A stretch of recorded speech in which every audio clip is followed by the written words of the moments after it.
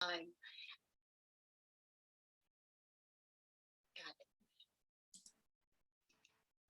Thank you.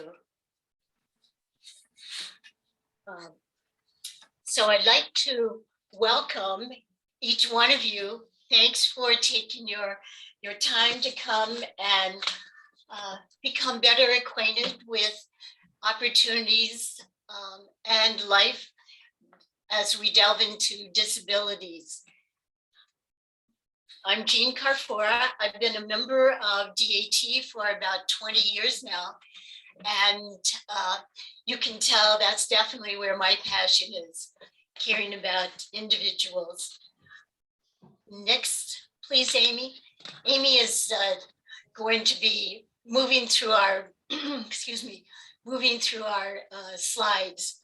And the Diversity Action Team is pleased to have 6 partners for our programs. And each one of these groups does a great job of sharing a better understanding and the respect of each other. So Hedberg Public Library, YWCA, UW-Madison, Division of Extension, Rock County, Beloit, NAACP, which welcomes all of us, Social Justice, Edgerton, and League of Women Voters. So we thank you. We feel it's easier to embrace some things when you better understand them. So we believe love, not fear, must be our guide, as Rosa Parks once said. Next, Amy. One of our DAT committees is Allies of Native Nations. Thus, we share our commitment to our nation, our Native forefathers. And I'd like to share this slide, Land Acknowledgement Statement. We would like to recognize that we are meeting on the ancestral lands of Native nations. In Wisconsin, there are 11 federally recognized Native American sovereign nations and 1 seeking to regain federal recognition. We acknowledge these indigenous communities who have stewarded this land through the generations and pay respect to their elders, past and present. Thank you for that strong statement. Just a couple of guidelines. There will be questions, I'm sure, throughout the program. So if you do have a question, please write your questions in the chat portion of the Zoom. And you can find that chat symbol down at the bottom. We're asking everyone to stay muted, especially Billy Bob. If you have any comments or questions during the presentation, feel free to share in the chat portion of the Zoom. And I also want to comment on the fact that if you have a question or a comment that you would like to remain anonymous, when you put that question in the chat, just send it directly to Santo. And I'll be able to share that anonymously. So it is my pleasure to introduce our speaker for tonight, Ms. Denise Jess. She will be sharing her insights concerning delving into disabilities. I'd like to share a little bit about her. She's a pretty amazing person. Denise is the CEO and Executive Director for the Wisconsin Council of the Blind and Visually Impaired. She continues being a strong advocate for the disabled communities. Her participation in a multitude of state organizations reflects her passion in the areas, especially transportation and voting. So with that, Denise, I would like to turn the program over to you. Awesome. Jean, thank you so much for the warm welcome. And thank you to all of you for coming tonight.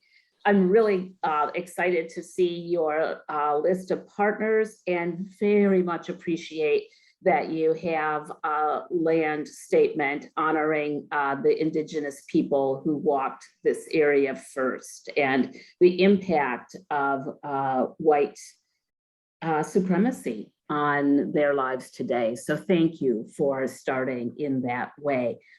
I am thrilled that the Rock County Diversity Action Team has invited me to speak a little bit about disabilities.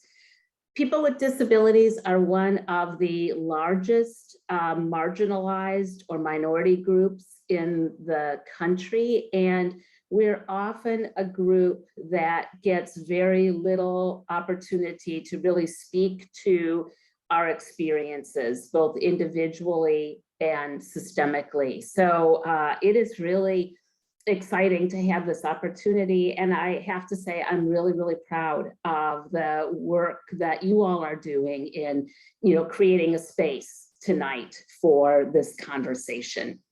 So I'll introduce myself, and then Amy, I'm happy to let you know when to switch slides. So thanks so much for bringing up the presentation.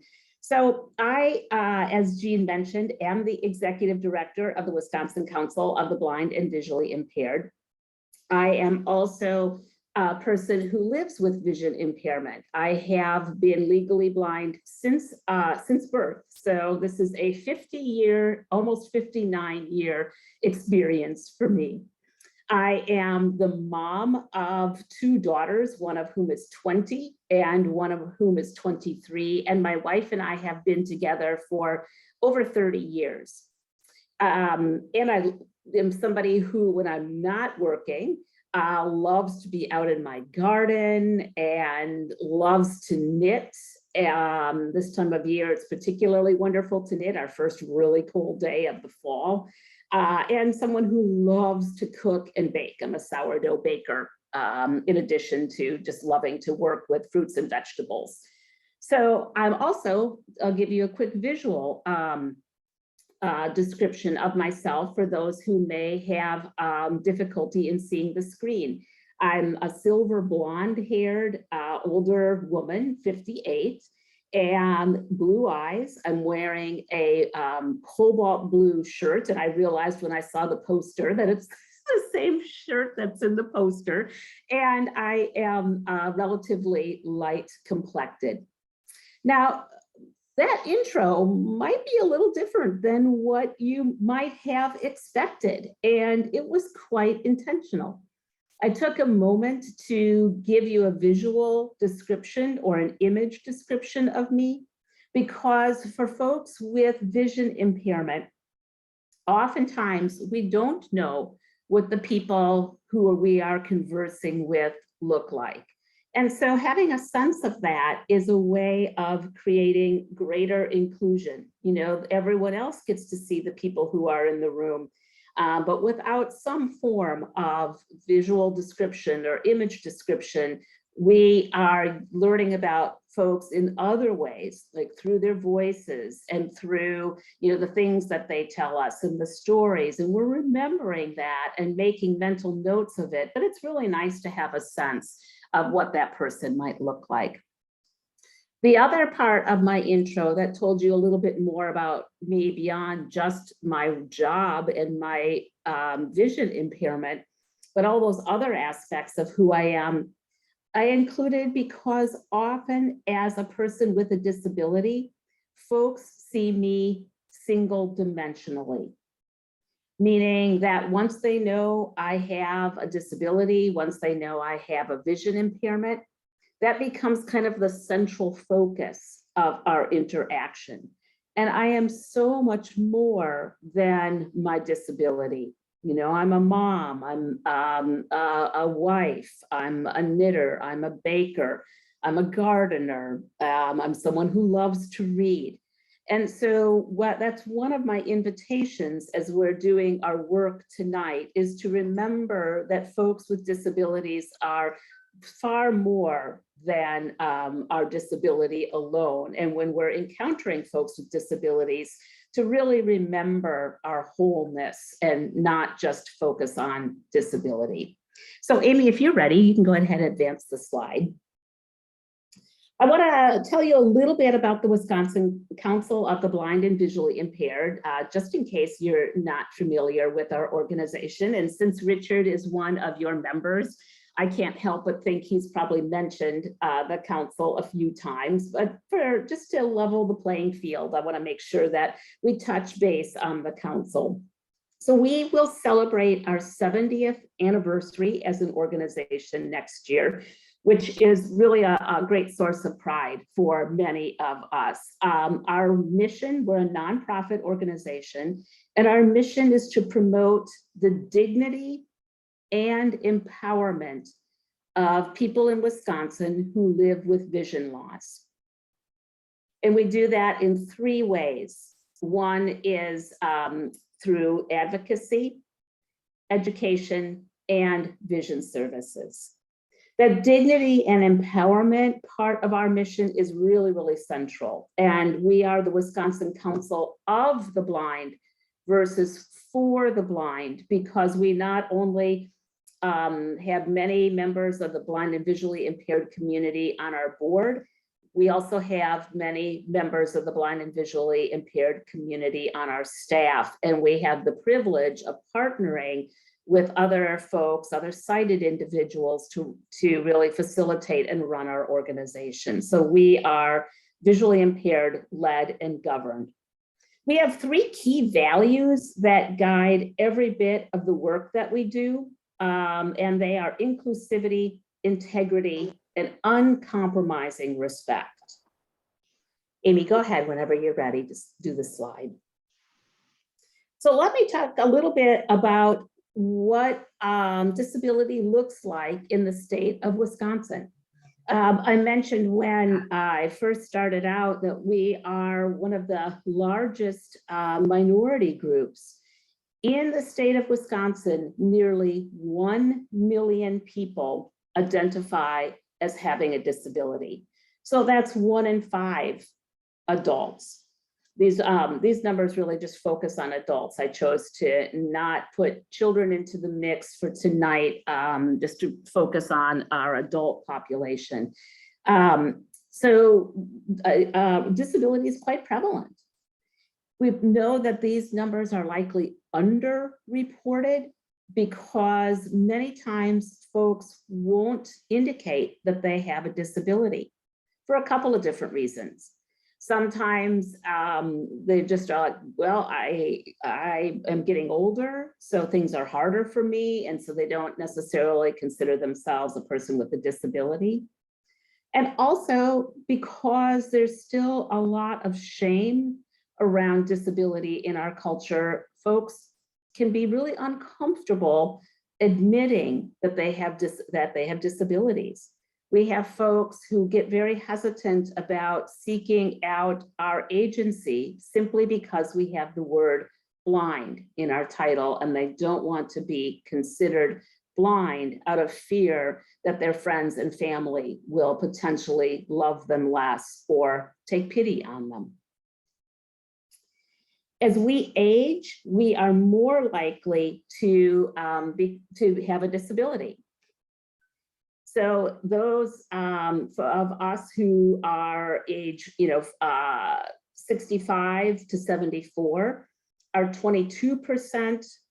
22% of people in that age group are likely to have a disability. And as we get even older, 75 or older, 42%, so nearly half of our oldest adults are folks with disabilities. So the prevalence of disability in our communities is so incredibly high.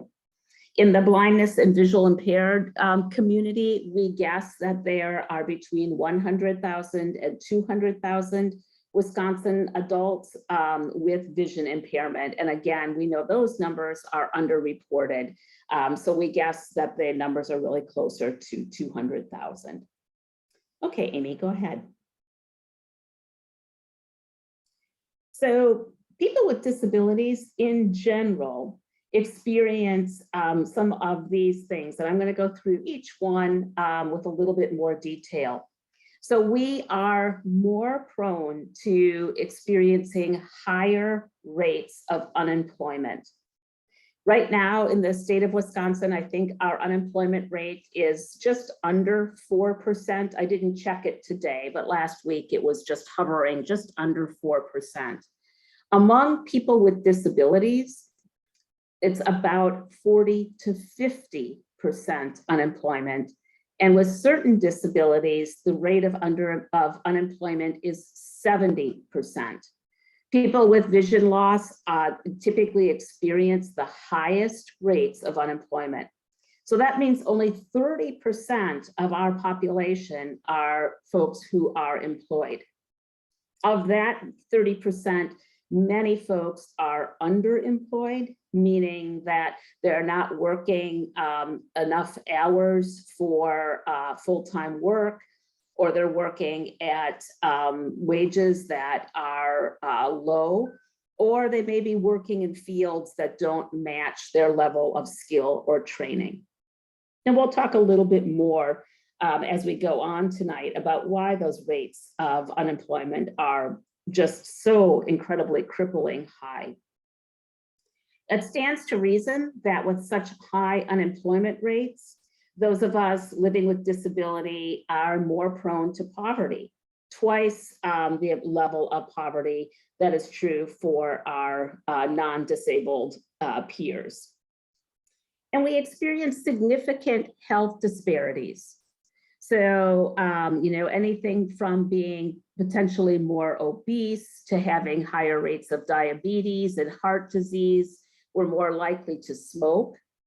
The rates of depression and anxiety among people with disabilities are also extremely, extremely high. So we'll talk more about what causes this in the next slide. Great, thanks, Amy. So it's not just kind of like some dumb luck that people with disabilities face these extra barriers and of unemployment and poverty and health disparities and many other things. And it's not a flaw in our characters. It's not that we don't work hard enough.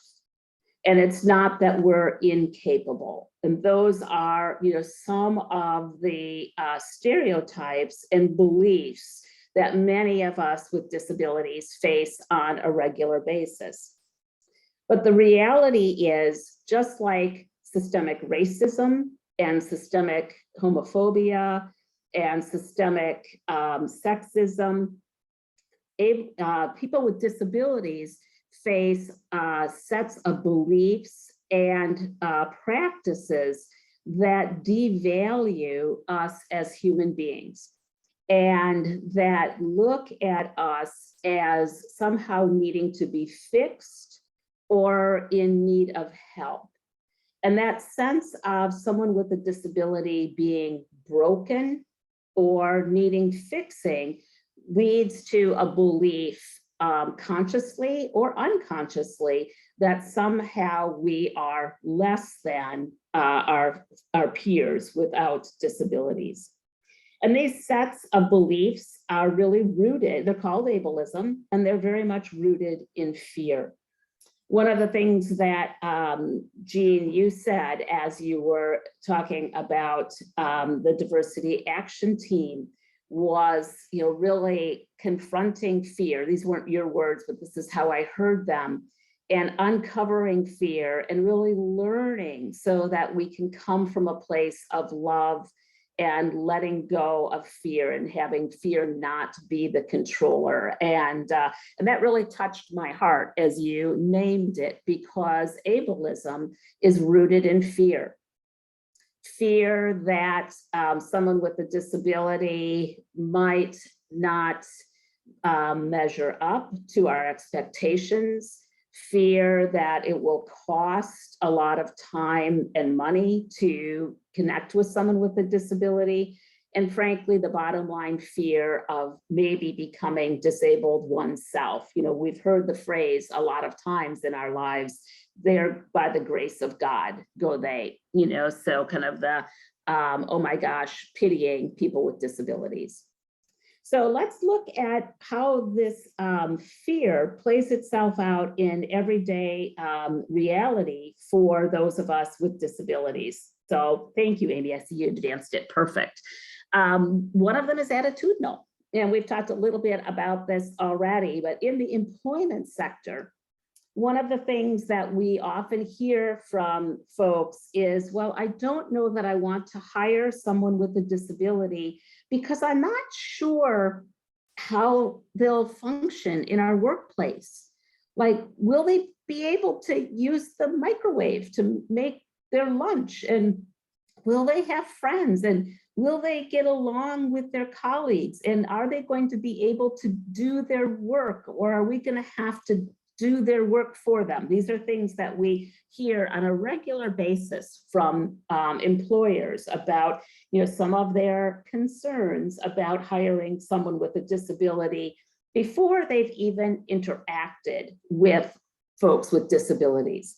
We hear attitudes of, well, I'm not sure I can be a friend to them because what can they have to give? So those attitudes, even in 2021, are still alive and very well. Communication is another barrier. And in this time of living on virtual meetings, which is how I feel like I spend the majority of my day in front of a screen, there are many communication barriers for people with disabilities. So I was so delighted when I found out that you use Zoom as a platform. So I want a meeting platform. So I want to give you kudos for that, because of all the virtual meeting platforms, Zoom is the most accessible. It has built-in features that make it more useful for those of us with disabilities to be able to fully engage in the process. So it removes some significant communication barriers. Other communication barriers that people with disabilities face is, you know, not having closed captioning. And so anyone with a hearing impairment, you know, becomes less able to, or maybe unable entirely, to be able to connect and communicate. Not having sign language interpretation is another barrier for communication. Another barrier is physical barriers. And this we've spent a lot of time in our society talking about. It's probably the one that gets most attention, you know, thinking about, is someone able to get into a building? Are they able to move about in the building? Are they able to get to and from the bathroom? Are they able to get into the polling place and other places where, you know, folks need to be able to have physical access? And we still have a lot of physical barriers in our society. Policy is another form of barrier that faces people with disabilities. And I was so delighted when I saw that the League of Women Voters is one of your partner organization, because the League has taken some really positive steps to help reduce barriers to voting for people with disabilities. They're excellent, excellent partners of ours in the disability world. So I want to give them kudos. There are policy things all over the place that limit the access and the rights of people with disabilities. Voting is a prime example. In the state of Wisconsin, we do not have an accessible absentee ballot. So what that means is for any of us with a vision impairment, or anyone who cannot read the ballot because of a learning disability, or if English is not their first language, the ballot comes to your home in paper format, and I can't see it to be able to vote it. And so if I want to be able to vote my ballot from home versus going to the polling place, I have to ask someone to do it for me, which compromises my right to a private and independent vote. So I have to find someone I trust who will read me the ballot accurately, who will mark the ballot accurately, and then who will help me get it into the certification envelope and help me to sign it. Very disempowering process. Just imagine turning your ballot over to someone else to mark it. And there's lots of policies that really exclude people with disabilities, but that's one that comes to mind right away. Transportation is a huge barrier. We are a car-centric society, meaning that we don't necessarily build our communities to be accessible by public transportation. I know, for example, in the city of Janesville, I don't think you have bus service on Sundays. And so it really limits for anyone who does not drive or cannot afford a car to be able to engage with the community, to be able to get to Sunday services if you, are spiritual in that way, to be able to get together with family, to be able to do shopping. And transportation is a huge barrier. And when we think about all the ways we use transportation, all the ways we use our cars for those who can drive, we get to work, we get to go shopping, we get to medical appointments and other appointments, we get to go visit friends and family, we get to participate in community activities. And when public transportation is reduced or non-existent, then we're not able to participate in those basic things. Programmatic barriers exist in lots and lots of different ways. If kids don't have access to their materials in their chosen format, or they can't take a regular course of study that they would like to, those are programmatic barriers. Social and environmental barriers, there's lots of those as well. Oftentimes people with disabilities have smaller social networks. And so often we're over tapping our social networks to ask for help when we just maybe want to be able to hang with friends, but now we have to ask a friend to help us vote, or we have to ask a friend to help us get to the grocery store, or we have to ask a family member to help with this or that. And so it stresses our social networks and sometimes even makes them smaller or decreases them.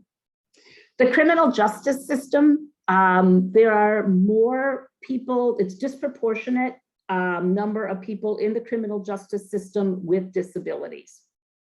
I was doing some work with police a few years ago. They reached out to us to find out what they could do to build a strong relationship between the police force and people with vision impairment. And one of the officers shared with me that based on my vision impairment, I have a lot of rapid eye movement, that my eye movement presents the same way that someone who has overdosed on opioids presents. And that was shocking to me because I could be misperceived as an opioid addict based on my rapid eye movement, when really all that's happening is my eyes are moving because of my visual impairment. And one of the last ones that I'll mention is that there's a medical model of disability. So, and that's where the idea of needing to fix someone who has a disability comes into play. So Amy, you can go ahead and advance the slide. So since you all are the action team, I'm so excited to share with you the really concrete things that you can do, and many of you, I'm guessing, are already doing this. So four simple things, but they really are big work. So one is keep learning. You know, there's so much awesome stuff to learn about people with disabilities and the disability movement and the history of disabilities. Please keep learning, find your interest and go with it. Bring a filter of inclusivity. So ask the questions, like when you're planning these meetings, who might not be able to come because of how we've set up our meeting? How can we make our meeting more accessible, more welcoming for people with disabilities? If you're out in your work world, asking questions like, wow, this has got really tiny print on it. Could we make this bigger so it's accessible for someone? Or wait a minute, just this whole policy that we're thinking about really disenfranchises certain people and gives more privilege to other people. Recognize barriers when they exist and call them out to help remove them. That when you see something, say something is really, really powerful. Folks with disabilities, when we have our allies in you all and you're helping to raise awareness and lift us up, that is so incredibly powerful. And we're so grateful for that. And then the last one is to support disability organizations. Many disability organizations like mine and others are nonprofits, and there is very, very limited funding for the services that we provide. So those gifts allow us to continue to do our work.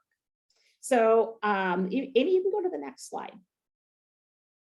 So what I want to share as I finish up is a portion of a video. And this video was created a couple of years ago, actually about a year ago, for sharing with doctors who are ophthalmologists and optometrists, because they so often apply the medical model of disability in their work. And we are so fortunate to work with some doctors who are really wanting to change that status quo, and they're wanting to humanize their patients with vision impairment. Oftentimes what we'll hear from doctors after they see us is, there's nothing more I can do for you.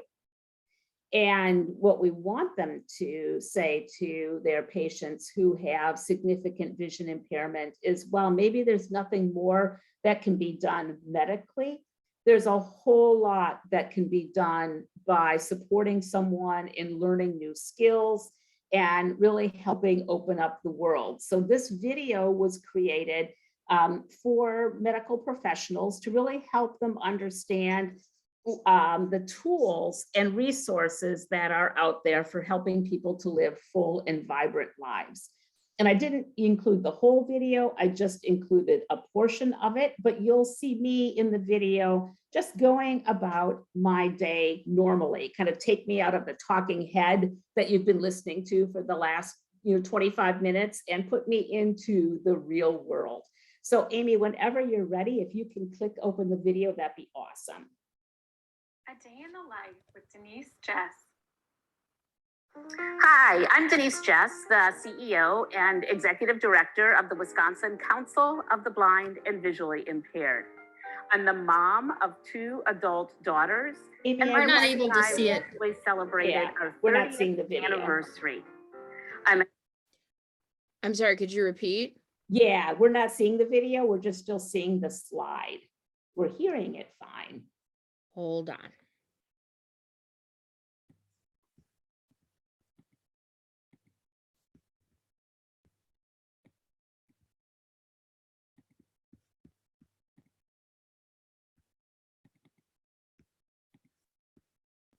There we go. A Day in the Life with Denise Jess. Hi, I'm Denise Jess, the CEO and Executive Director of the Wisconsin Council of the Blind and Visually Impaired. I'm the mom of 2 adult daughters, and my wife and I recently celebrated our 30th anniversary.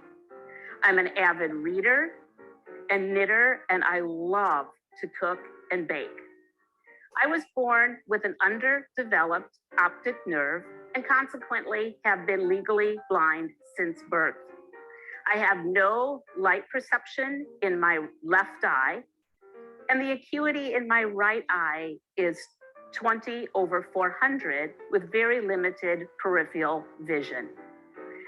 Come join me as I share with you some of the vision rehabilitation skills that I've learned over the years, as well as the many accommodative tools that help me to live my life to its fullest and most vibrant, professionally and personally.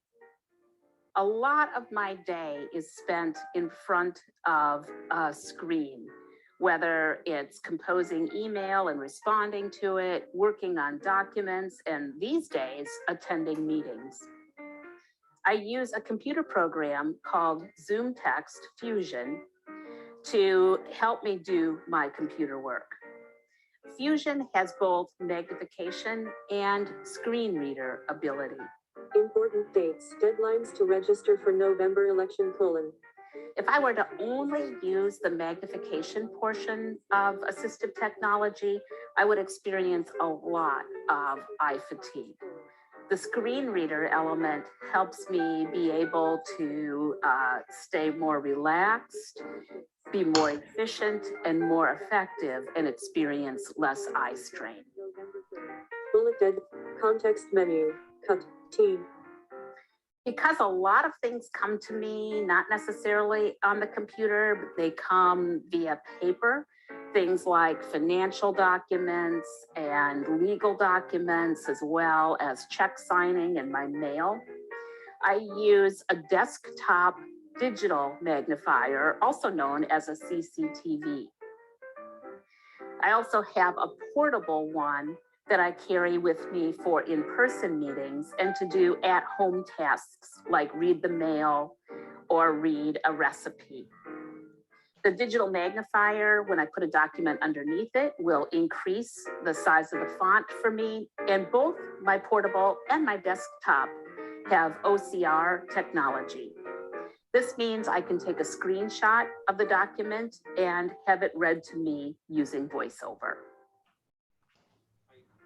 To get to where I need to go, I walk, use public transportation, or use ride-sharing services. Crossing the street is definitely one of the highest risk and most dangerous activities for walkers and commuters who are blind and visually impaired. I worked to advocate for an accessible pedestrian signal at the intersection outside of our building and partnered with city officials for its installation. Yellow lights are flashing. While Luces, somebody else.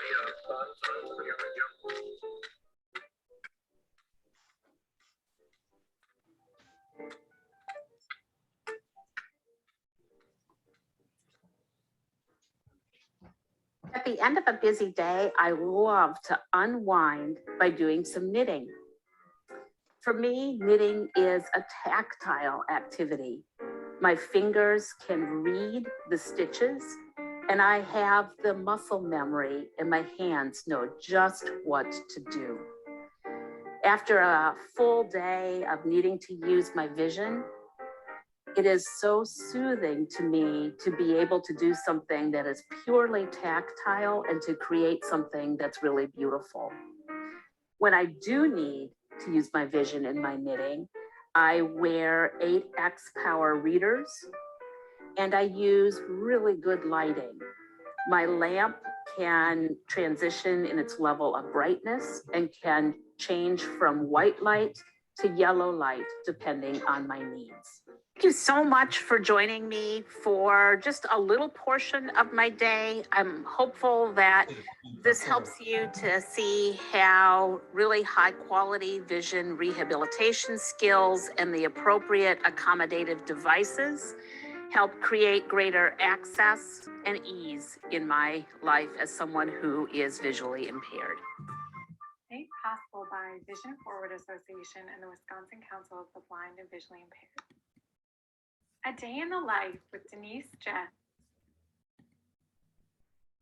Awesome, Amy. Thank you so much.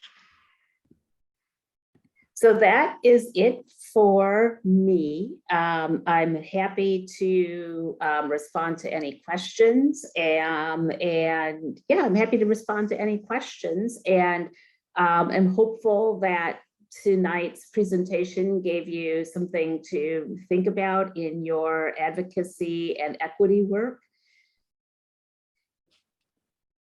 Thank you. So I hear the chats in my headphones. I don't see them. So thank you so much for that feedback. The feedback was thank you for the awesome presentation. So yeah, any questions from anyone?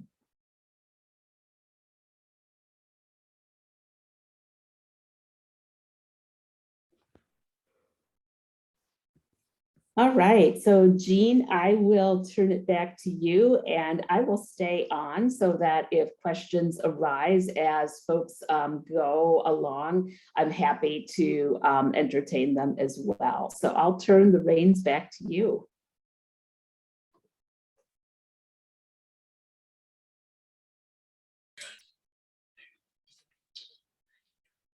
Thank you, Denise, so much for sharing. That was extremely. Oh, great. Jean, there's a great question that just popped up in the chat. So I'd love to respond to that. So how has my life improved with technology, and what are my hopes for the future? So awesome question. So yeah, technology is incredibly helpful for me, you know, being able to do the sort of work that I want to do, which is highly demanding visually, it could be, is really accessible because I have computer technology that I can use for doing just about anything that I need to. The caveat that I'll say with that is that the technology is expensive. And currently there are very few payers for that technology. So I have the good fortune of working for an agency that supplies my technology, and I have the economic flexibility because of the wages that I earn to be able to purchase technology that I need personally. Services like Medicare, Medicaid, and private insurance do not fund any of the technologies, anything from a simple handheld magnifier to more expensive technologies like the CCTV that you saw in the video, or even screen reader technology to install on the computer. None of that is funded through any form of either public or private insurance. And it's expensive. The CCTV that you saw me using is about a $3,600 piece of equipment. So given the level of poverty that folks face and the lack of financial support, many folks go without that technology or are using technology that's quite antiquated and breaks quite a bit. So my hope for the future is that we continue to reduce barriers to that technology. When we're talking about things like Medicaid, advocating for Medicaid expansion in the state of Wisconsin is really, really critical so that we can continue to do the work to see if we can get Medicaid to cover some of these technologies. So yeah, my hope for the future is that we continue to reduce the barriers to access to technology. So awesome question. Thank you so much for asking it.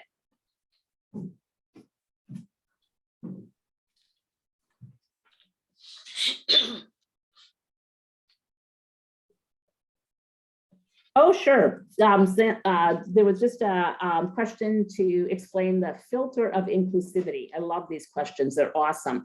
So bringing a filter of inclusivity for me means that I'm holding an awareness of people beyond myself when I'm making decisions. So I'm looking at the world through the filter of disability, thinking about people with disabilities. I'm thinking about people who racially differ from me. You know, I'm holding on to the awareness of what I know when I'm making decisions. So for example, when I'm making decisions about hybrid workplace in my agency, I'm thinking about how do we develop our policies so that they are inclusive, or they work for as many people as possible, you know, like folks that are chronically ill or folks that had transportation barriers.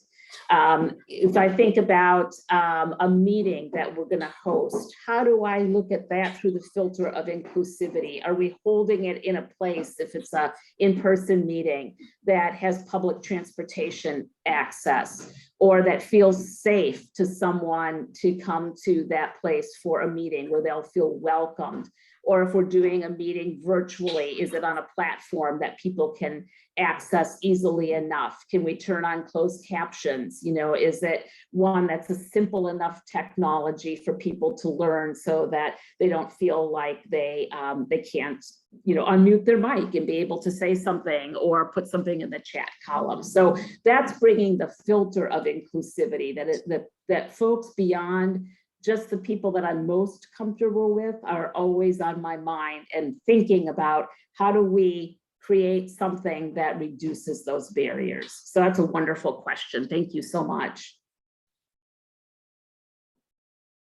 Oh, these are great questions. So how has the ADA changed my life? You know, there's a lot of promise in the ADA, and it's a piece of legislation and an act that I'm proud of, and I have so much gratitude for the folks who fought hard to get it, and it's insufficient.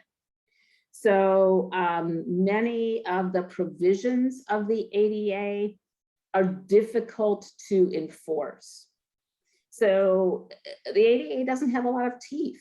So there's really great parts in it, like reducing physical barriers to buildings, and you know, new buildings have to have those things, but when buildings don't have them, it's really who do you report it to? And there's such a there's so much cumbersomeness for reporting an ADA compliance issue that often folks just kind of throw in the towel, because it's just not easy, and it takes litigation often, you know, lawyers and energy and resources to be able to, you know, have an ADA complaint actually change something.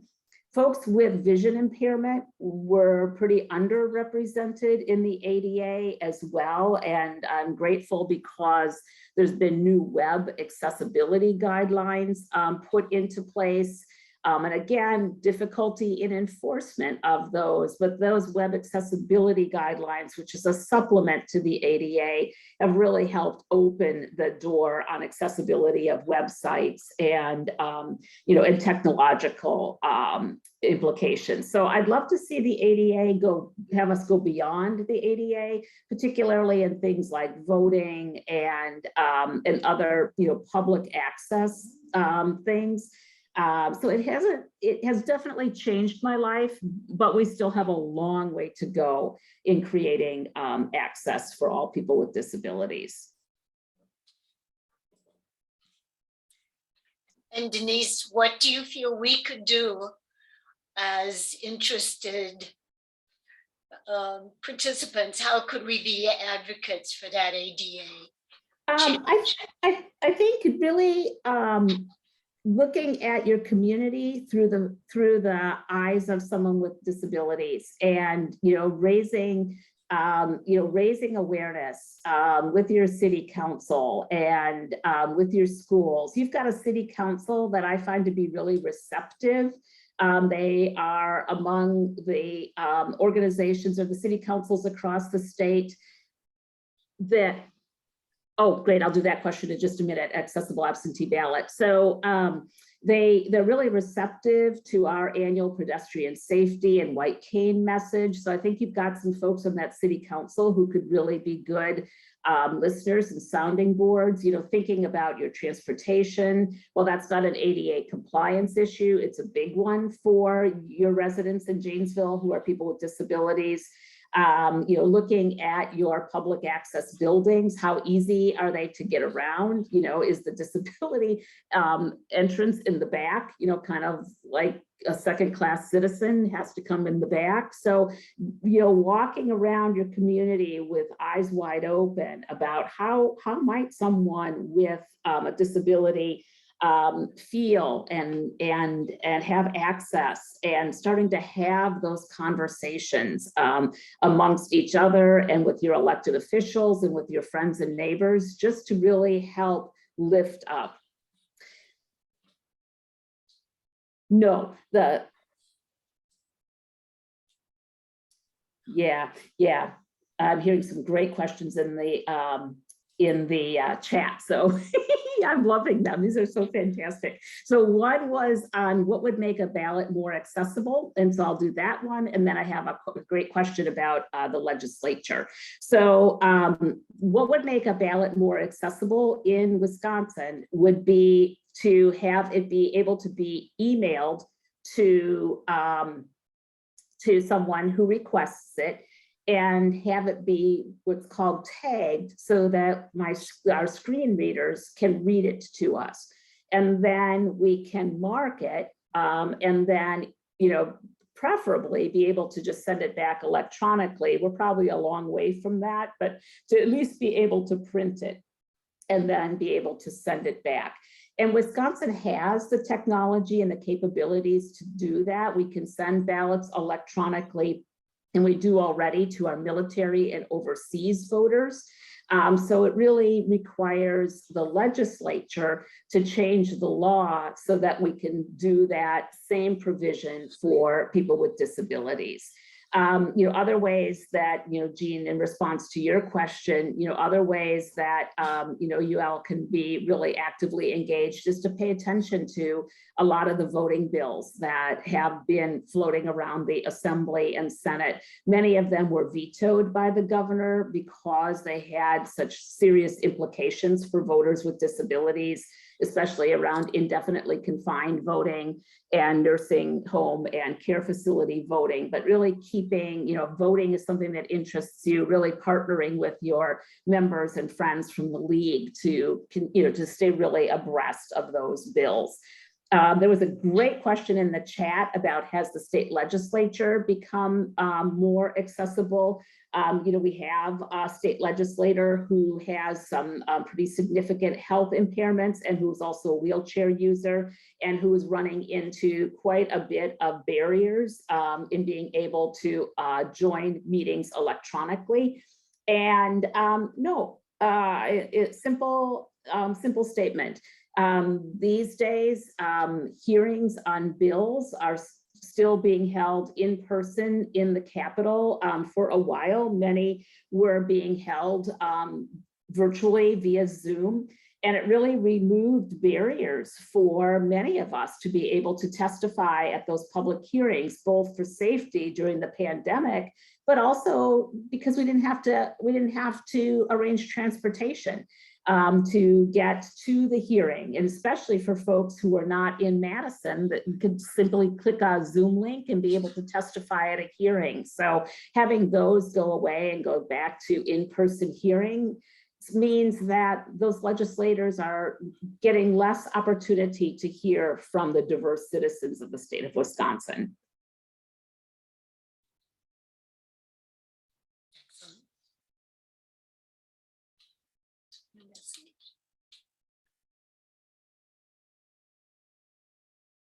Great. So largest contribution, what has been the largest contribution to myself and to the community? It's a great question. I think small steps like this is what you all are doing tonight is important. And I want to really emphasize that. Having real conversations and having experiences with real people, opening hearts and minds. You know, I'm as happy doing this as I am testifying to the legislature, because it's these moments that slowly chip away at attitudes and beliefs that simply need to dissolve. And so I can't, you know, and I have to say that folks who came before me who were disability advocates, I'm so grateful to their bravery. So yeah, I don't think there's like one single thing. I think it's the real and human interactions and the advocacy work that has come before that I'm really, really grateful for.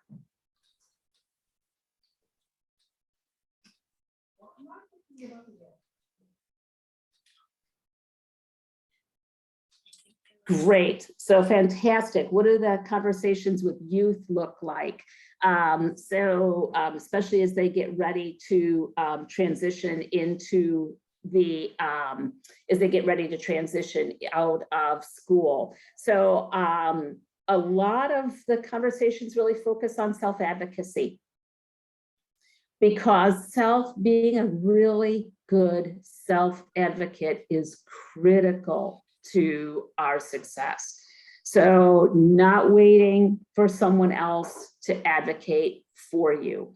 So a lot of the conversations we have with them is how to recognize when you have a need, and then how to articulate that need and how to get to the person or people who can address that need. So, you know, for our kids in our population with vision impairment, it is not waiting until the semester starts to talk to your instructors, but getting in touch with them or the learning center on your campus to get the materials you need in your accessible format, so that on day one, you're ready to start your classes. Otherwise, what happens is you put your request in for materials in the format you need, whether it's Braille or large print or audio, and you get weeks behind because you didn't have the materials on day one. So it's one of the biggest things we talk with them about is advocacy and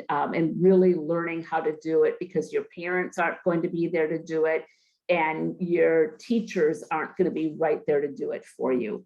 I heard a question in the chat about accessible pedestrian signals, but I wasn't able to hear it. Can somebody just say it out loud for me or read it to me?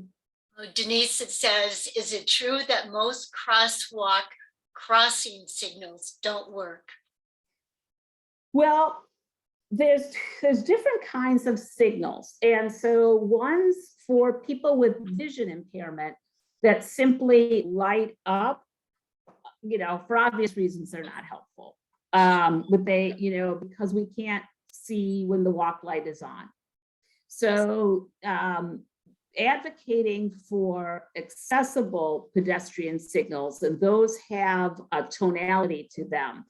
You heard the one maybe in the video, when I pressed it, it said, you know, walk light is on, and then it said it in Spanish. Other ones will say, you know, walk light is on to cross, and it will say the street name. I think ours says the street name too. Or before you hit it, if it's not safe to cross, you know, if the light hasn't changed yet, it will say wait. There's also, when you press the button, there's also a tactile, there's a vibration that you feel. And the one that you saw in the video has a locator beacon. It beeps so that I know exactly where the signal is and know where to reach for the button.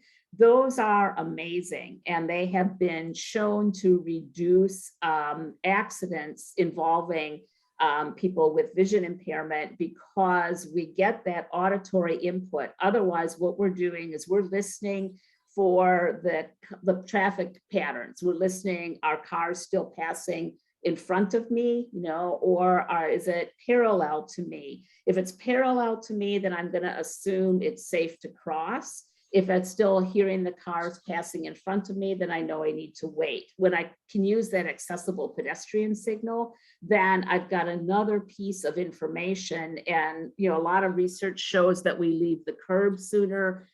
We don't confuse drivers as much because drivers are like, is she going to go? Is she not going to go?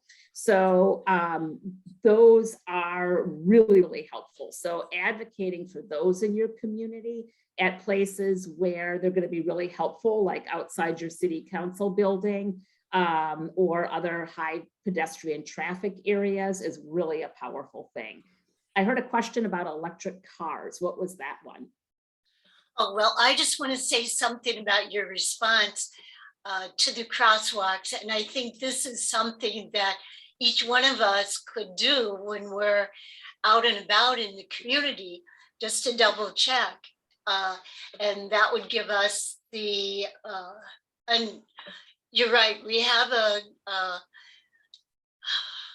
a city council that does a pretty good job of listening. So I think that if there are issues with the crosswalks, they would respond. Yeah, and if they aren't working, you know, that your public works department really needs to know about that. Also, if you're light timing, because it takes longer for people with disabilities and elders to get across the street. So if your light timing is really too short, you know, and you can't safely get across and you get stuck in the median, or you're really having to rush, then that's something to report to your alder and your public works department, because in some cases that signal timing can be adjusted. Can you tell I serve on the Transportation Commission? I really can get very weedy about things like light timing. I want to be really mindful of time too, because I know I'm sharing time with other folks. So Jean, you tell me when we need to stop. I'll let you know, Denise. Would you tell us how long those signals should last?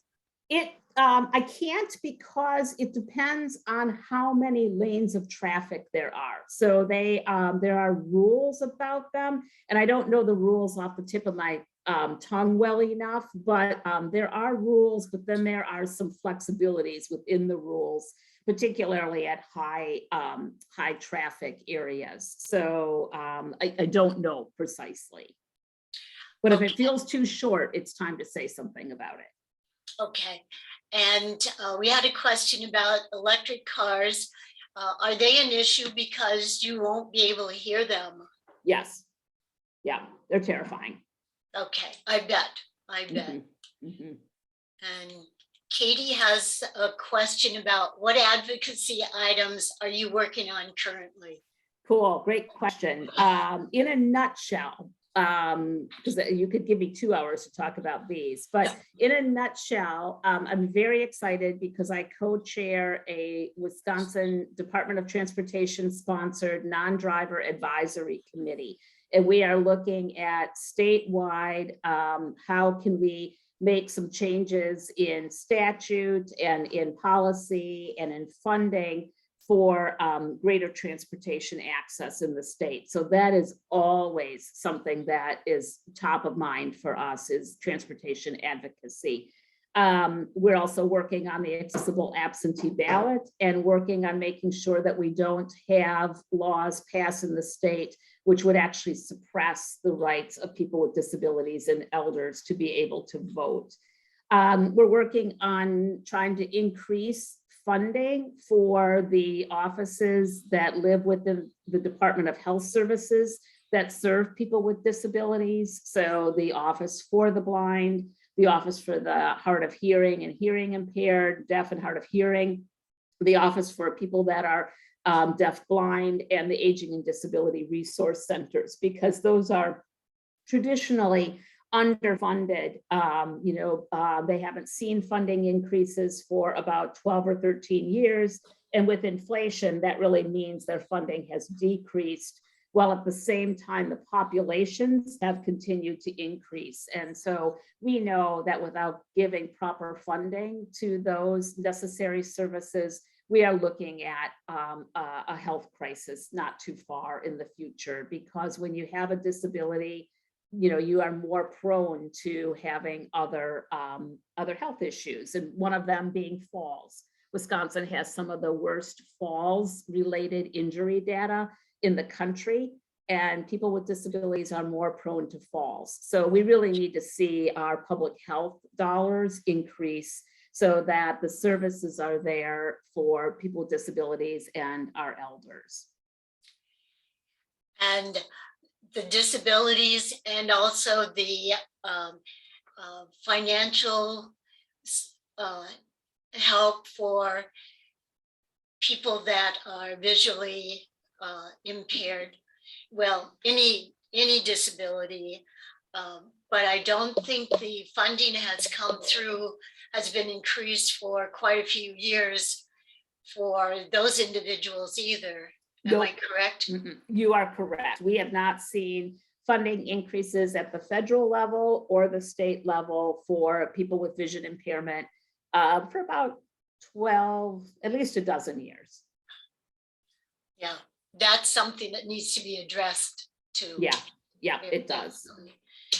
Okay, well, you're right. We are working to stay on time, and thank you so much. We really appreciate your insights and your words of wisdom, and you have given us a lot of food for thought. Thank you. Thank you. Is it okay if I stay for the rest of that presentation? Oh, yes. Okay, Yes, fantastic. definitely.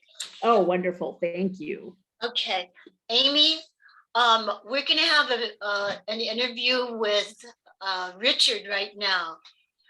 So can we go back to the full screen? Thank you. All right.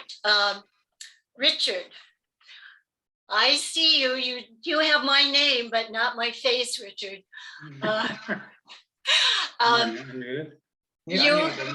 You are almost a lifetime resident of Janesville, and you've been and very active part of our diversity action team, especially with the planning committee. And so I have a couple of questions that I would like for you to answer. And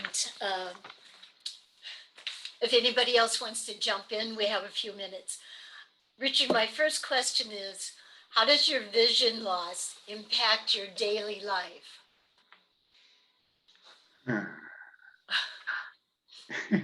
Well, am I unmuted? You're unmuted. Okay, for one thing, it of course limits it limits me as far as some transportation. I don't take as much transportation. It limits me, I was gonna say cooking, but since I don't cook, because the way you're brought up influences your life, and my parents never let me do a thing in the kitchen, and I think I've developed fears, and my wife does all the cooking, which is fine with me, but I operate the microwave. It affects my as far as reading, I can read books in Braille and audio, but since can't read print, that's quite a limitation. We have somebody read our mail once a week. If I'd learn how to use a device that reads the mail, I'd be better off, but I'm afraid of the iPhone. I was going to comment that we have in Janesville, there are 2 talking stoplights at Randall and Racine and Main and Milwaukee. They say the name, they give you the name of the street, and when the name of the street is said, you cross the street and you have 20 seconds to cross the street. And between that, they'll say, wait, wait, wait. And then it'll say Randall or Racine or Main or Milwaukee. But I also, I think it impacts my life on communication because I don't get as many emails. I don't communicate with people as much as I normally would. I'm not a big phone user, and the person that I talked to a lot passed away because of the virus, so I don't talk to as many people as I used to. And it also impacts me as, I guess that's about all. And if your wife, Darlene, decides to rearrange the furniture, does that work pretty well for you? Oh, sure. Now, you know, that's one of the big things people do though. If people rearrange the furniture and do not tell the person who's visually impaired or has trouble getting around that they're rearranged, that can cause a real problem. And that happens in homes, especially with maybe parents and children. They forget to tell the parent that they rearrange the children, and that's really hard. Arrange the furniture, yeah, definitely. Thank you. What has given you pride in your accomplishments? Well, I'm proud that I can read Braille as well as I can. I'm proud that I belong to a lot of singing groups. I'm proud that I can do that. And I'm proud that I can communicate with people. And I'm proud that I can play cards because I play bridge. And a month ago I won, and then last week I got the booby prize. But I'm proud that I can remember things. And one thing that I have, one thing people may mistake is I'm proud that I can recognize voices, but people will talk to you haven't seen for 5 or 10 years. Say, do you know who I am? Or they'll honk their car horns and say, did you hear me honk the horn? I don't know. Hey, Richard, that happens to a lot of us now. Yeah. And I'm proud, I better say, I'm proud I serve in organizations like DAT, and I was on the Wisconsin Council of the Blind and Vision Impaired for about 20 years. And I'm proud of serving on those organizations. And I won't tell you what else, because I was proud of belonging to the Democratic Party, but you can ignore that if you're not a Democrat.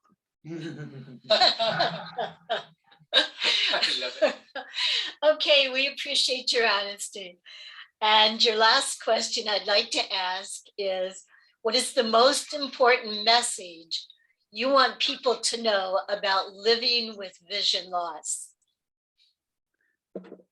Think positive, that you are able to do things. For instance, I have to discipline myself and learn and say that I can use the iPhone and able to use it, because you get in your mind you can't do things. And I think you have to stay positive. Otherwise, you develop fears and barriers that could stop you in life. Mm-hmm. Yeah, stay positive. That is an excellent point for each one of us, Richard. Thank you. And Katie has a comment for you. I learned recently that there are different types of Braille. Perhaps you guys can talk briefly about that.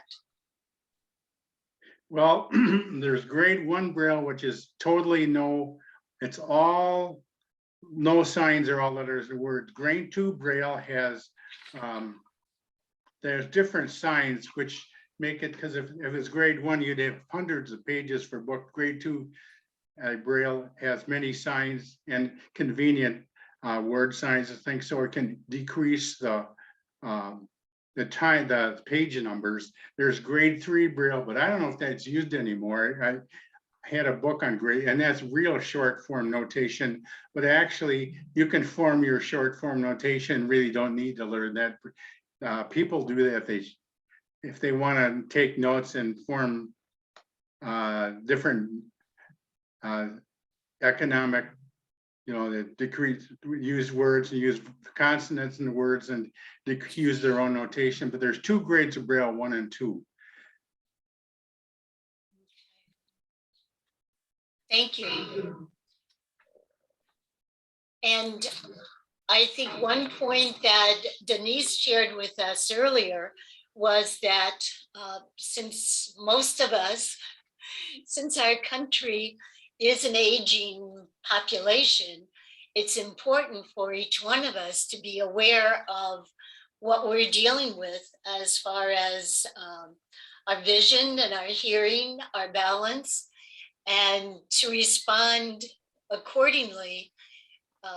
And I was thinking how important it would be to learn Braille or to learn sign language, so that if you need that. I wish I had that for my mom now, who's in the nursing home and is not able to hear well.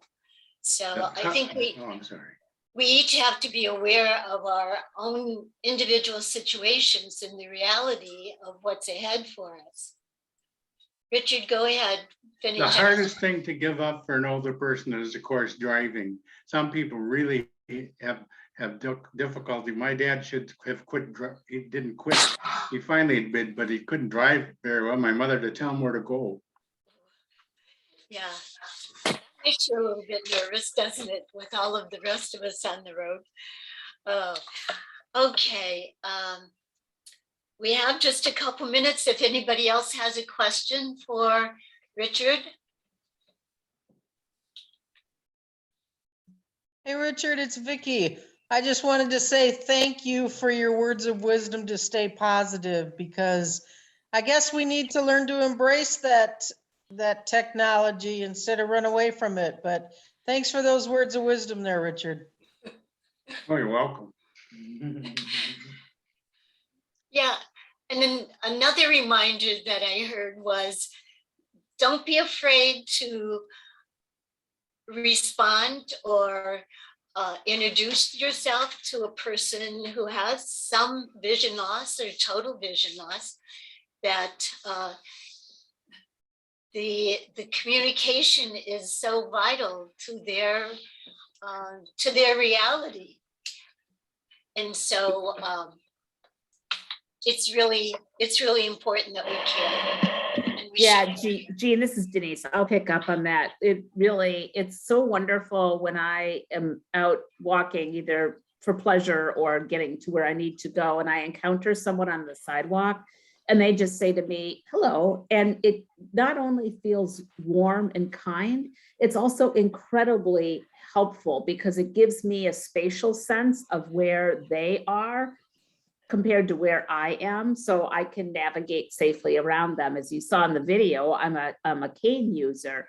So it's just those kinds of things, or someone just seeing that I might need some help, just saying, hey, would you like any help? Not taking over or grabbing my arm, which I have had that experience, but just, that offer. And then it gives me the opportunity to say, yeah, I could really use help right now. Or it gives me the opportunity to say, no, thanks so much. I appreciate it, but I got this. So those simple things, really are very powerful. And if you're a parent or if you're a grandparent and you're out with your little ones, letting them be curious about people with disabilities is so powerful, because their curiosity is just simply coming from a natural place and answering their questions, or letting them ask the person. I've had kids walk up to me and they're like, so what's that cane? Doesn't look like a cane, because my cane is white and red. And so I'll explain the cane and how I use it for mobility and orientation and, language that they can understand. And then they move on and they're all good. And, but sometimes parents will say, you shouldn't ask her that question. And I'm like, no, you absolutely should ask me that question, because then I can just normalize this experience rather than having it be taboo or something we don't talk about. So yeah, Jean, thank you for naming that reaching out with your voice is very powerful. And the normalization, the more we can do that with all the areas, no matter whether physical or gender issues, racial issues, that's what we're all working for. Okay, Amy, we're ready for the next slide now.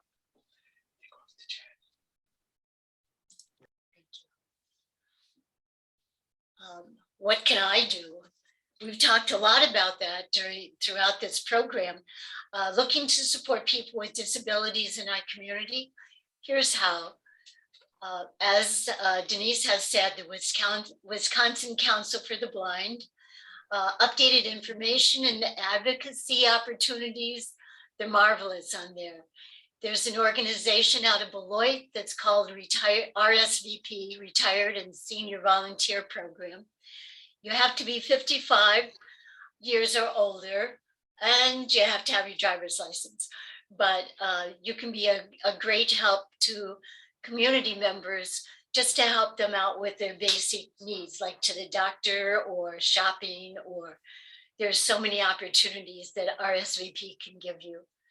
APTIV is services, helps for children and adults to help with people, to help them live more independent lives.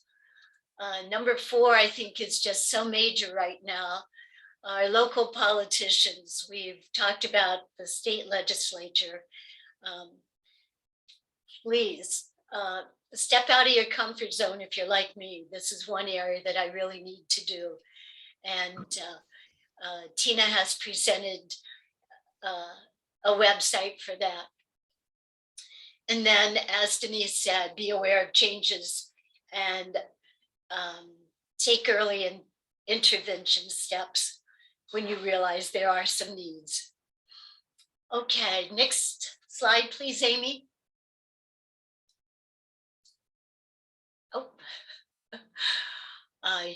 and we also are encouraging youth to join our diversity action team programs. And so we have focused in on some other ideas that they can participate in.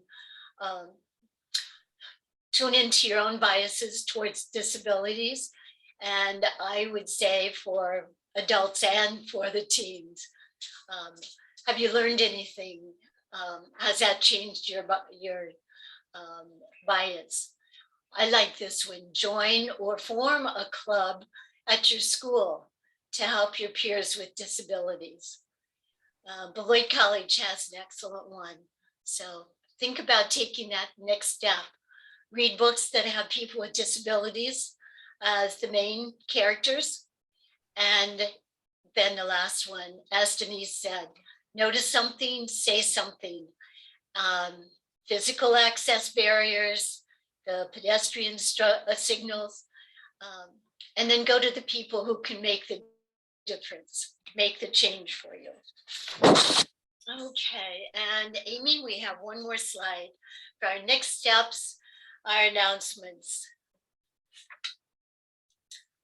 The recording of this program will be posted on Hedberg Public Library YouTube channel, and I believe also on DAT under the playlist.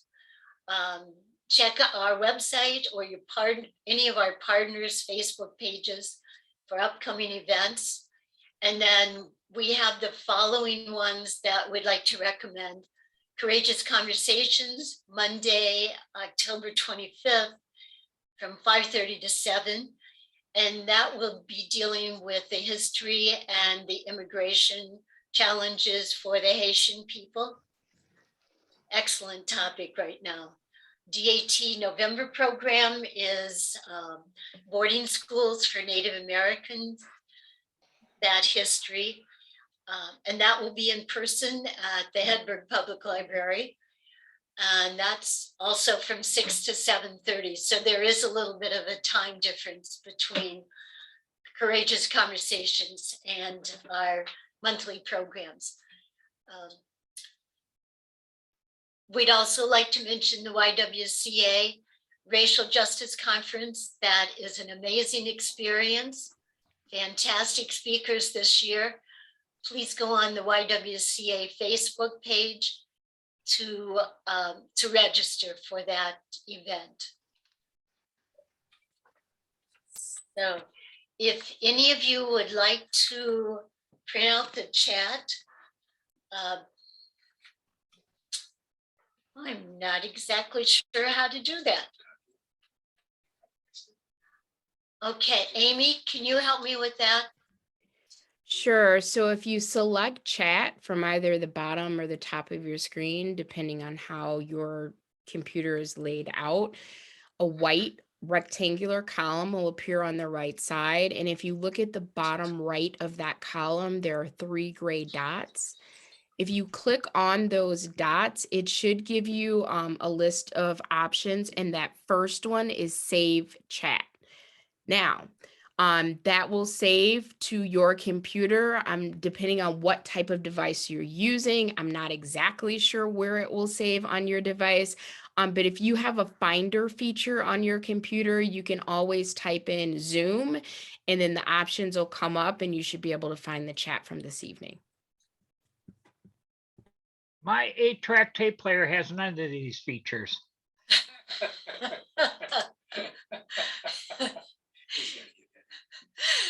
What Bill- 3 dots? What 3 dots? I'll email it to you, Billy Bob. I'm Thank sorry, you. Amy. It's you have to do this every month. Send me the. We'll come to your house and work with you, Billy Bob. All A right. private lesson. We'd just like to thank each one of you for participating, for being with us. And if you would like to share this program, go to the Hedberg Public Library website, YouTube website, and you'll be able to find it.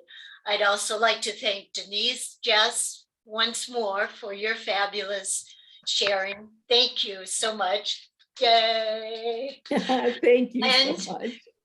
Richard, thank you Yeah. too. Richard, so good to hear from you. It brings the reality very close to home too when we have a special member who's with us. So thank you. Thank you, Amy, for being there all the time for us. We appreciate you greatly.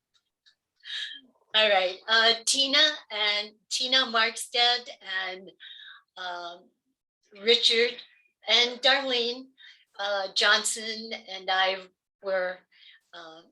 we had a great time working together with Denise on this program. So thanks again. And I hope you all can join us for Courageous Conversations Monday or for the program next month.